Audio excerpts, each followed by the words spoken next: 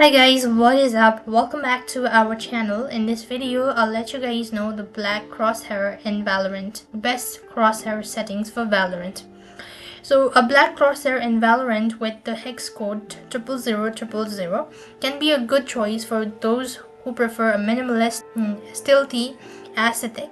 To create this crosshair, you'll need to access Valorant's crosshair settings and set the color to black, then customize the inner and outer liner of the lighting.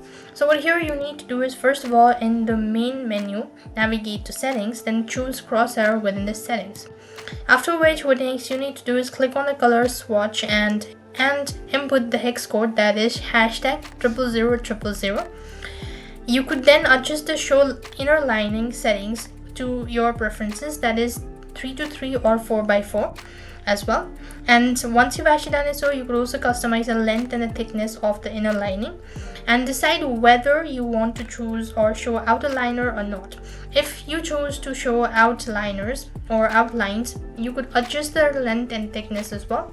Consider adjusting the crosshair thickness, opacity, and visual effect for your preferred look. You could also adjust the center dot size and color as well. And this is how it's done. I hope the video was helpful.